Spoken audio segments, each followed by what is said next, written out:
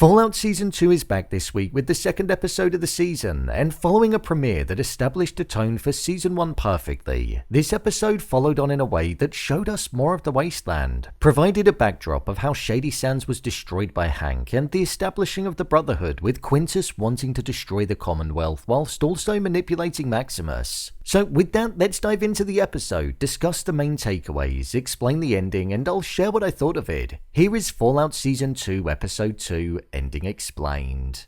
Just to let you know, this video will contain spoilers.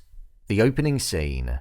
When it came to the opening scene of this episode, the song You Belong to Me was what underpinned the entirety of the opening section. The sad reality of this thriving town that had finally found water that didn't contain any radiation levels was that, as the song foreshadowed, it belonged to somebody else, and that was Hank. This entire opening scene allowed us to see Max when he was younger, the love that his parents had for him, and the positivity that was in the town. There was hope, a future, and the idea of prosperity, with the fact that rationing would no longer need to take place and crops would now be able to grow.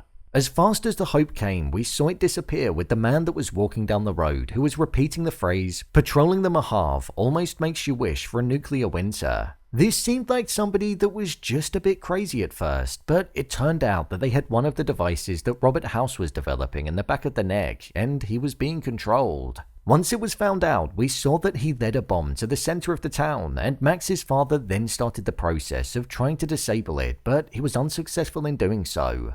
Positivity turned to devastation in a matter of seconds, and with 3 minutes left to go before it detonated, we saw that Max was placed in the refrigerator and told to stay there, because that way he'd be safe. This scene was so powerful to watch. It was reminiscent of the opening scene in Season 1 of the show where we saw Cooper and his daughter and the chaos that he was a part of when it went off at the birthday party. The way that the bomb hit as Max's father was halfway through a sentence, and instead of hearing an explosion, hearing a muffled, muted thump, it just painted the haunting reality of what was going on and that there was no way of avoiding that chaos. It ultimately cut to Hank looking at himself in the mirror as Lucy called out his name and asked him to go to her. What was powerful about this was that he was going to his daughter, but whilst going to his, the contrast of Max's parents being killed and the many other children perishing in the explosion, it just showed how evil of an individual he truly was. The point of this scene was to essentially establish the mindset of Max in the present day, establish the motive that he had, and showed us why he had good values at his core, because of his father and the fact that he was killed.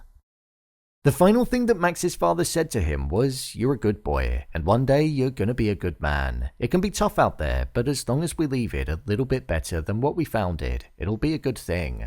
This is why Max seems like a good person at his core, because he carries those words with him. It's also why he seemed so conflicted right at the end of the episode after doing wrong.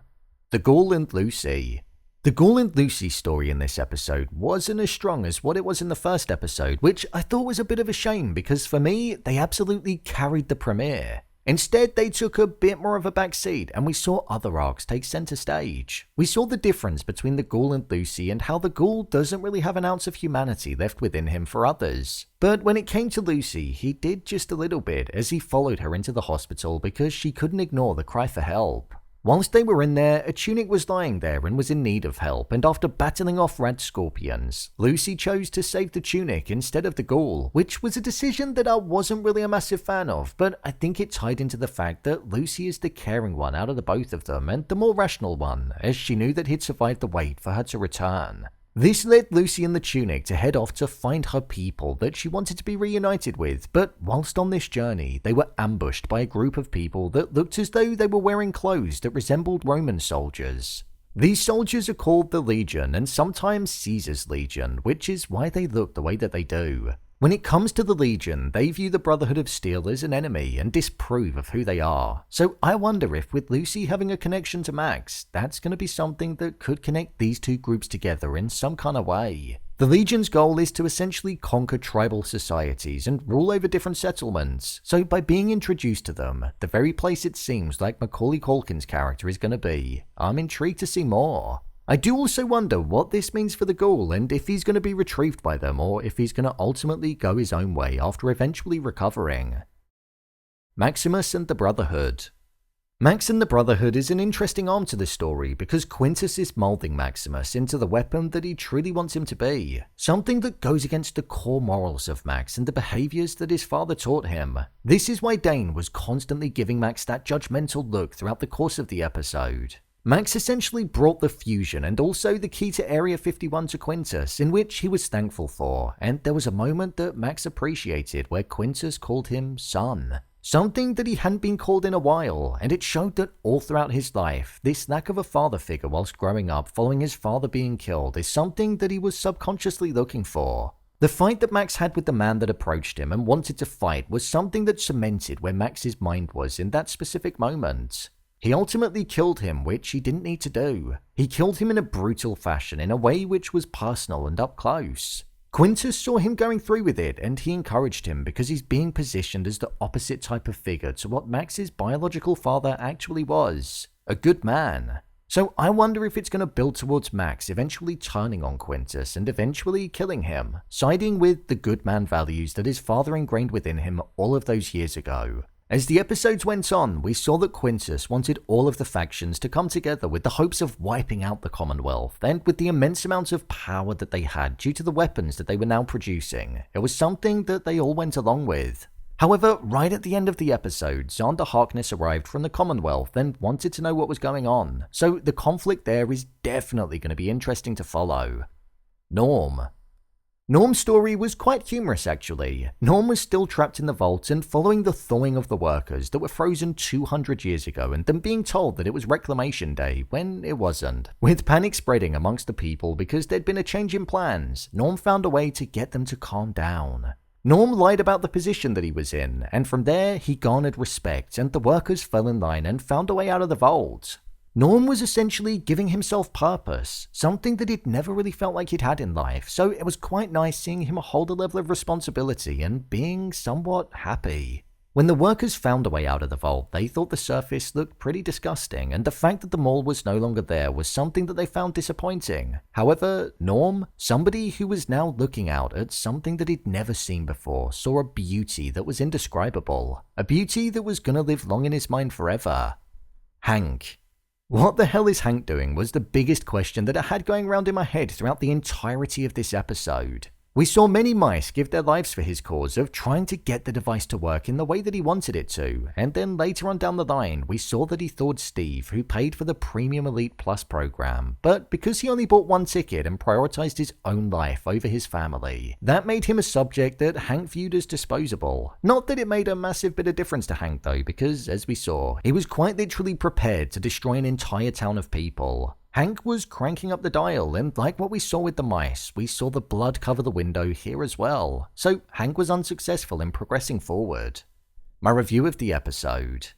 I thought this was a solid episode of the show. As a whole, I'd say I preferred the season premiere, but this was a strong continuation. The opening scene was probably the standout moment for me in the episode. I found it to be the most immersive, and the scene that probably pulled on my heartstrings the most. I feel it also provided a lot of insight into the role model that Max had and how Quintus is going to quite literally be the opposite of that. I thought it was a bit of a shame about Cooper and the Ghouls arc too. Their dynamic was so interesting during the first episode and I thought we were going to get some more of that, but sadly we didn't. I understand why though. The Legion had to be introduced to us and I feel Lucy is a good way of showcasing them.